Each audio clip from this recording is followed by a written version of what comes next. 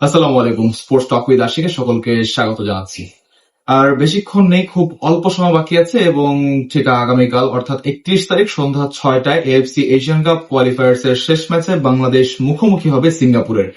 এবং আপনারা জানেন যে অবশ্যই বাংলাদেশের ম্যাচের সময় বা ম্যাচের ঠিক আগ মুহূর্তে আমরা সবাই টেনশনে থাকি যে আসলে কি হচ্ছে একাদশটা বা কারা থাকছেন একাদশে, আদৌ কি সেই প্লেয়ারগুলো থাকছেন যারা কিনা দেশের টানে খেলতে এসেছেন বাংলাদেশের হয়ে। আহ, আমি ছোটখাটো একটা একাদশ সাজিয়েছি যে এই একাদশটা নিয়ে হয়তো বাংলাদেশ খেলতে নামলে হয়তো বেটার একটা পারফরমেন্স করতে পারবে। আমি যদিও হাভিয়ার কাবরেরার মতো মাইন্ডেড না, বাট তবু আমি সাজিয়েছি একটা একাদশ। সো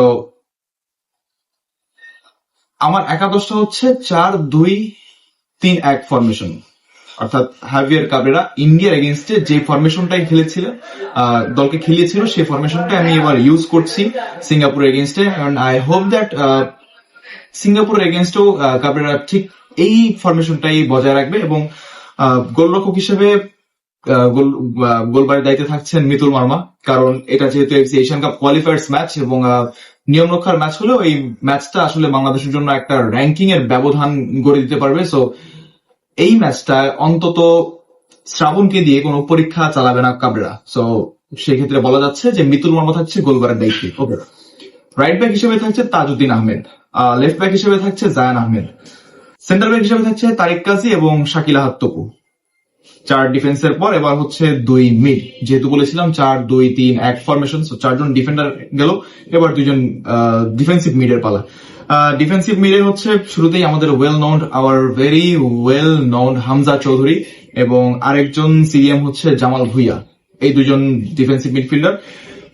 এরপর হচ্ছে যেই থার্ড ফরমেশন, সেই থার্ড ফরমেশনটা হচ্ছে সিএম অর্থাৎ সেন্টার মিডফিল্ডারে আমি রাখছি সমিত সোম, শেখ মুরসালিন এবং ফাহমিদুল ইসলামকে।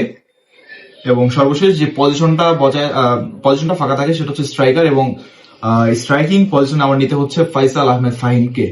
যদিও দুর্ভাগ্যবশত তাকে রাখতে হচ্ছে, যদি রাকিব হোসেন স্কোয়াডে থাকতেন তাহলে হচ্ছে রাকিবকে ফয়সালের জায়গায় ইনক্লুড করা যেত। এখন দেখেন, এখানে হচ্ছে আমি সোহেল রানা সিনিয়রকে আমি এক্সক্লুড করে দিয়েছি, বিশ্বনাথ ঘোষকে আমি এক্সক্লুড করেছি। কারণ সোহেল রানা সিনিয়র, সাদউদ্দিন আহমেদ, বিশ্বনাথ ঘোষ এরা সবাই কিন্তু আসলে বসুন্ধরা কিংস এর প্লেয়ার হলেও বিশ্বনাথ ঘোষ বাংলাদেশের ডিফেন্সের জন্য ভালো একটা পরিপূরক বলতে পারেন। বাট সাদউদ্দিন আহমেদ এবং Sohel Rana senior probably disaster for Bangladesh team. তারা দুজন আসলে বাংলাদেশের পক্ষে গেলে না বিপক্ষে খেলে সেটা বলা যায় না। সোহেল রানা সিনিয়রের হচ্ছে 21 ম্যাচে 2 গোল, 81 ম্যাচে 2 গোল। সোহেল রানা সিনিয়রের 81 ম্যাচে 2 গোল এবং সাদউদ্দিনের একটা খুব পরিচিত গোল রয়েছে, সেটা ভারতের এগেইনস্টে, সেটা 2022 ফিফা ওয়ার্ল্ড কাপ কোয়ালিফায়ার্সে। সো আমি সেন্টার মিড থেকে আমি সোহেল রানাকে এক্সক্লুড করলাম।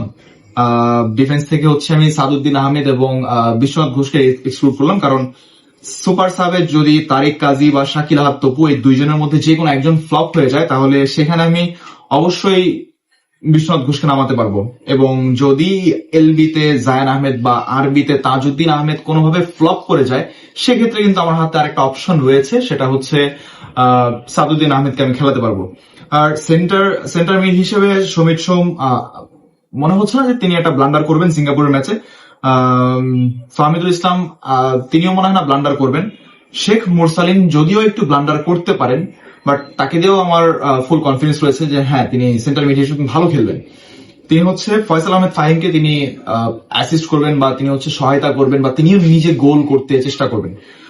যদি কোনো মতে শেখ মুরসালিন অথবা ফাহমিদুল ইসলাম 2জনের মধ্যে যে কোনো একজন যদি ফ্লপ হয়ে যায় তাহলে সেখানে আমার বাধ্য হয়ে সোহেল রানা সিনিয়রকে খেলাতে হবে। So that was my probable 11, অর্থাৎ পসিবলি 11। এটাই হয়তো ইউজ করবে কাবরেরা, এটাই ইউজ করা উচিত যদি বাংলাদেশের এই ম্যাচটা আসলে জিততে হয় সিঙ্গাপুরের এগেইনস্ট। সিঙ্গাপুর আমাদের থেকে র্যাঙ্কে যোজন বিয়োজন এগিয়ে রয়েছে, বাট সেই সিঙ্গাপুরকে আমরা হারাতে পারবো যদি এই একাদশটা নিয়ে বাংলাদেশ আসলে খেলতে নামে। So 4-2-3-1 formation. ভারতের এগেইনস্টে খেলে বাংলাদেশ জয়লাভ করেছিল, এবার সিঙ্গাপুরের এগেইনস্টে খেলে সেটা কতটুকু করতে পারবে সেটা এখন দেখার অপেক্ষায়। Thank you so much.